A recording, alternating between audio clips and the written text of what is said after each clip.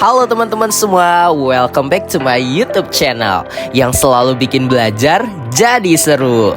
Kali ini kita bakal bahas sesuatu yang gak kalah keren, yaitu pemrograman berbasis objek. Nah, buat yang baru dengar atau yang pengen asah skill, video ini cocok banget buat kalian. Tapi tunggu dulu, ini bukan penjelasan biasa. Kita bakal bikin kuis interaktif biar kalian bisa ikut langsung sambil belajar. Setiap konsep yang kita bahas bakal diselingi pertanyaan seru yang bakal ngetes pemahaman kalian. Jadi pastiin kalian perhatiin baik-baik setiap bagian, karena jawabannya bisa jadi nih muncul kapan aja. Dan jangan lupa tulis jawaban kalian di kolom komentar di bawah. Siapa tahu kalian jadi yang tercepat atau paling tepat. Oke, siap-siap ambil cemilan, duduk yang nyaman, dan ayo kita mulai petualangan belajar PBO dengan cara yang paling asyik di YouTube channel ini. Let's go! Baik, langkah awal yang teman-teman semua harus lakukan tentu saja teman-teman semua harus membuka VS Code-nya terlebih dahulu ya. Nah, setelah teman-teman membuka VS Code-nya, teman-teman bisa menuliskan kodingan-kodingan sesuai dengan yang sudah kami tampilkan di layar agar teman-teman semua bisa membuat kuis interaktifnya sendiri.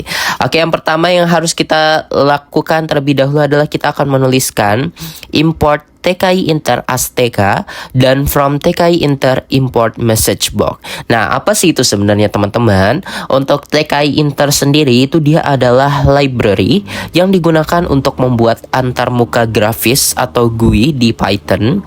Dan untuk message box itu adalah bagian dari TKI Inter yang menyediakan fungsi untuk menampilkan kotak dialog. Misalnya untuk menampilkan pesan informasi atau juga peringatan gitu ya. Baik, yang kedua kita akan membuat kelas quiz app-nya, di mana kelas quiz app ini adalah inti dari aplikasi dan semua logika quiz dan antarmuka pengguna itu akan kita kelola di sini. Kita akan menuliskan kelas quiz app, kemudian titik 2 dan kita enter, kita turunkan ke bawah, kita tulis lagi dev underscore init underscore, kemudian tutup kurung self, kemudian kita berikan koma, root, koma lagi quiz underscore data, tutup kurung dan titik 2, dimana untuk underscore init ini dia berfungsi sebagai metode konstruktor yang dipanggil saat objek dari kelas ini dibuat. Nah, ia akan menerima parameter root dengan jendela utama TKI Inter dan quiz underscore data, dimana data quiz yang berisi pertanyaan, opsi, dan juga jawaban. Selanjutnya kita akan mengatur jendela utama. Di dalam metode ini kita akan mengatur atribut-atribut jendela utama untuk aplikasi kuis itu sendiri. Nah, di sini teman-teman bisa lihat sudah banyak sekali codingan yang sudah kita buat. Di sini teman-teman tinggal mengikuti saja ya. Yang pertama itu tadi ada self root title, self root geometry, self root sizable, dan juga self root configure. Nah, di sini kita akan menjelaskan nih satu-satu dari atributnya tersebut. Kita akan bahas dari self.root.title, baru di dalam kurung ada tulisan kuis pembelajaran. Nah, ini itu artinya kita sudah menetapkan tuh judul untuk jendela aplikasi kita nanti adalah kuis pembelajaran. Kemudian yang kedua ada self.root.geometry. Kita tulis 360 kali 640. Nah, ini kita artinya menentukan ukuran awal dari jendela untuk aplikasi kita. Di sini kita berarti mengatur untuk lebarnya 360 pixel dan untuk tingginya itu 640 pixel. Nah, ini akan menyerupai tampilan dari ponsel ya teman-teman. Kemudian yang ketiga itu adalah self.root.resizable. Kita tulis false. Nah, ini berfungsi untuk mencegah pengguna itu bisa mengubah ukuran jendela kita. Dan yang terakhir ini adalah self.root.configure. Nah, ini fungsinya untuk kita mengatur warna latar belakang dari jendela utama kita nih, biar lebih menarik tentunya ya. Selanjutnya kita akan membuat inisialisasi variabel. Di sini kita akan menginisialisasi variabel-variabel yang akan digunakan dalam kuis. Seperti yang sudah kita tampilkan di layar berikut. Ada tulisannya tuh self.quiz_data, self.score, self.current_question. Nah, apa sih maksud dari tulisan-tulisan itu? Untuk self.quiz_data itu sendiri kan kita tulisnya tuh quiz_data. Nah, itu berarti kita sudah menyimpan menyimpan data kuis ke dalam variabel instance. Kemudian yang kedua ada self.score sama dengan 0. Nah, itu artinya inisialisasi skor awalnya itu adalah 0 ya teman-teman. Kemudian yang ketiga ada self.current_question sama dengan 0. Itu artinya kita menyimpan indeks soal yang ada saat ini itu akan dimulai dari 0. Oke, selanjutnya kita akan membuat elemen GUI. Di bagian ini kita akan membuat elemen-elemen antarmuka pengguna untuk menampilkan pertanyaan dan pilihan jawaban. Yang pertama yang akan kita lakukan adalah kita akan membuat frame utama yang bisa kita lihat nih di layar. Untuk penulisannya seperti itu ya. Ada self.main_frame dan juga self.main_frame.pack begitu. Lalu apa sebenarnya fungsi dari tulisan-tulisan ini? Kita akan bahas dari yang pertama dulu nih. Untuk tk.frame dalam kurung root yang di bagian satu tadi itu berfungsi untuk membuat frame untuk menampung elemen-elemen GUI. Kemudian yang kedua ada pack dalam kurung fill sama dengan bot dan expandnya kita tulis true. Itu fungsinya untuk memungkinkan frame untuk mengisi ruang yang tersedia. Dan yang terakhir ada pd sama dengan 20. Nah, untuk pd sama dengan 20 ini fungsinya itu adalah untuk menambahkan ruang vertikal atau padding di atas dan di bawah frame. Selanjutnya kita akan membuat label judul. Nih, seperti yang sudah kita munculkan di layar ini, untuk penulisannya seperti ini ya. Ada self.title_label dan juga self.title_label.pack. Nah, kita akan jelaskan satu persatu untuk hasilnya. Dari kita tulis tk.label dalam kurung self.main_frame. Nah, ini fungsinya untuk membuat label untuk menampilkan judul aplikasi. Kemudian yang kedua, kita akan menuliskan tuh di sampingnya font. Di sini kita pilih fontnya Helvetica 20 dan juga bold. Nah, ini fungsinya untuk mengatur font judul ya tentunya teman-teman. Dan yang terakhir untuk pack pd sama dengan 10. Ini fungsinya untuk menambahkan padding vertikal. Baik, selanjutnya kita akan membuat label pertanyaan seperti yang sudah kita tampilkan di layar. Untuk penulisannya kurang lebih seperti ini. Ada self.question_label dan juga self.question_label.pack. Dimana untuk hasil yang pertama tadi yang wrap length sama dengan 320. Itu artinya kita sudah mengatur panjang maksimum label sebelum teks itu dibungkus atau di wrap gitu ya. Kemudian untuk justify-nya kita pilih center. Nah, ini fungsinya untuk mengatur teks agar dia rata tengah. Selanjutnya kita akan membuat tombol radio untuk pilihan jawaban. Teman-teman bisa menuliskan sesuai dengan codingan yang sudah kita buat di sini. Untuk penulisannya itu ada self.user_answer, self.option_buttons, for i in range dalam kurung 4, rb sama dengan tk.radio button, rb.pack, kemudian ada self.option_buttons. Nah, di sini untuk tk.string var itu sendiri tadi teman-teman, dia fungsinya sebagai variabel untuk menyimpan jawaban yang dipilih pengguna. Kemudian untuk tk.radio button itu membuat tombol radio untuk pilihan jawaban. Tombol ini nanti akan terhubung ke variabel self.user_answer. Selanjutnya kita akan membuat tombol jawab. Nah, untuk tombol jawab sendiri bisa teman-teman tulis sesuai dengan yang sudah kita buatkan. Di sini ada self.submit_button dan juga self.submit_button.pack. Adapun untuk komennya sama dengan self.check_answer itu fungsinya untuk menentukan nih fungsi yang akan dipanggil saat tombol ditekan. Kemudian untuk backgroundnya sendiri yang seperti dicontoh itu fungsinya untuk kita mengatur warna latar belakang dari tombolnya sendiri. Ini saya akan menjelaskan lanjutan dari penjelasan rekan saya. Oke, di sini kita langsung masuk ke ini ya, fungsi untuk memuat pertanyaan dan opsi jawaban. Oke, jadi kita lanjut ke sininya aja nih. Quiz sama dengan self quiz data yang ini underscore data dalam kurung self.current question ini itu fungsinya itu buat ngambil ngambil soal yang ada di data quiznya. Terus yang ini self question label.config ini itu fungsinya buat nampilkan soal quiznya atau teks quiznya. Nah, kemudian yang ini bagian yang ini itu berfungsi untuk menampilkan pilihan jawabannya atau opsi yang bakal bisa diinput atau dimasukkan atau bisa dipilih sama pengguna kuisnya gitu.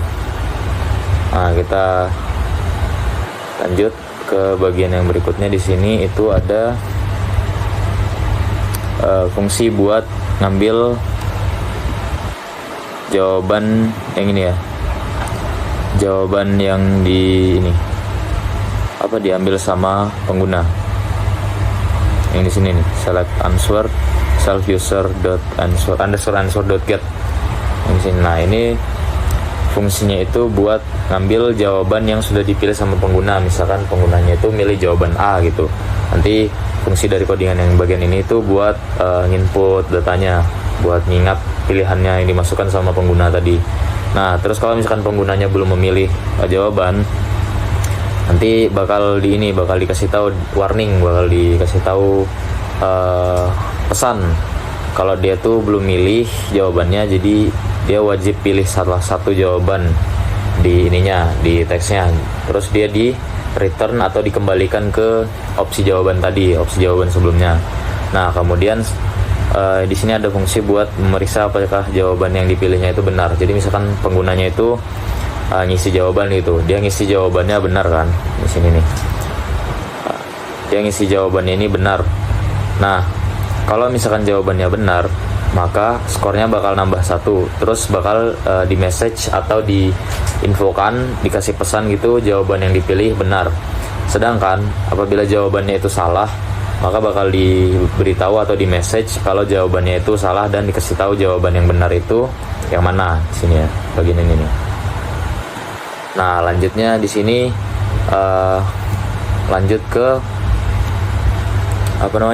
soal berikutnya di sini. Kalau misalkan dia jawabannya benar, dia bakal nambah 1 di sini. Nambah 1 poin. Kalau salah, dia nggak nambah. Nah, apabila soalnya itu sudah habis, maka dia bakal nampilkan skor akhir di sini. Show underscore final score gitu. Nah, tapi kalau misalkan soalnya masih ada, maka dia bakal ngeload atau ngeproses ini soal baru lagi, soal berikutnya. Nah, kemudian di sini ada fungsi untuk menampilkan skor akhir.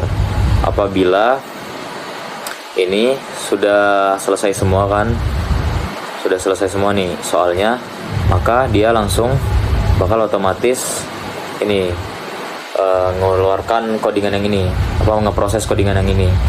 Jadi dia bakal ngasih message atau pesan gitu ke penggunanya kalau kuisnya itu udah selesai.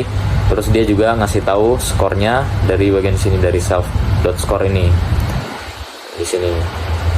Nah, kalau misalkan sudah itu bakal dikasih pilihan, bukan dikasih pilihan sih, lebih tepatnya dikasih tombol gitu kalau misalkan kita disuruh keluar dari kuisnya karena kuisnya udah selesai gitu.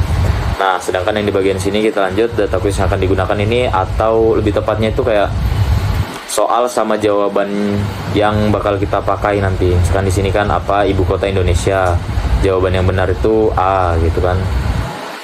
Nah, terus di sini juga jawaban siapa penemu lampu pijar, jawabannya kan Thomas Alva Edison di sini, jadi B. Terus di sini juga planet terbesar tata surya kita itu apa, Jupiter kan, jadi jawabannya di sini answernya C gitu. Jadi ini soalnya juga bisa ditambah lagi, terserah kita mau bikin berapa sama seberapa banyak sama seberapa susah gitu. Tapi konteksnya tetap aja sama gitu, konteks codingannya itu tetap sama. Nah, kemudian yang terakhir di sini nih ini fungsi looping. Jadi kita ngeloop ngeloop pertanyaannya ini. Gimana ya penjelasannya? Dia tuh kayak ngulang gitu, nah. Iya, looping sebenarnya. Looping fungsi di sini. Nah, nih. Jika yang ini nih. Nah, tadi itu. Ya, nama sama dengan main. Nah, ini supaya nanti pas dijalankan itu dia bakal keluar aplikasinya yang kayak udah dicontohkan sama rekan saya sebelumnya. Oke, setelah kita tulis si codingannya tadi secara lengkap ya, dari yang aku jelasin tadi sama rekan aku jelasin tadi udah ditulis tulis secara full. Sekarang kita bakal bikin codingannya berjalan. Nah, teman-teman perlu save dulu untuk si codingannya. Setelah itu teman-teman bisa jalanin codingannya dengan klik F5 nih. Nah, di sini udah jalan ya codingannya dan udah muncul nih interface-nya dari kuis pembelajaran. Seperti yang udah aku bilang, kita bakal bikin codingan sambil belajar nih. Jadi di sini teman-teman bisa menambah pengetahuan umumnya tentang pengetahuan-pengetahuan lain selain tentang codingan nih. Jadi teman-teman bisa sambil ingat-ingat ya kita belajar bareng hari ini. Kita mulai dari soal pertama ya teman-teman. Apa ibu kota Indonesia nih? Ibu kota yang baru ya teman-teman pasti tahu kan. Nah teman-teman bisa pause dulu videonya. Aku hitung dari 1, 2, 3. Pause videonya. Oke, setelah teman-teman udah tahu jawabannya, teman-teman bisa jawab di kolom komentar atau teman-teman bisa langsung ikut jawab bareng aku. Oke, jawabannya IKN. Mari kita cek benar apa enggak. Yes, jawabannya benar nih. Yang benar boleh komen di bawah ya. Oke, kita lanjut lagi. Siapa penemu lampu pijar? Nih, siapa nih? Kira-kira kita mengingat-ingat lagi nih pelajaran kita waktu SMP atau SMA enggak sih waktu itu? Nih, coba teman-teman ingat-ingat lagi. Pause videonya. Oke, kita jawab bareng ya. Thomas Alva Edison. Coba kita cek bener apa enggak.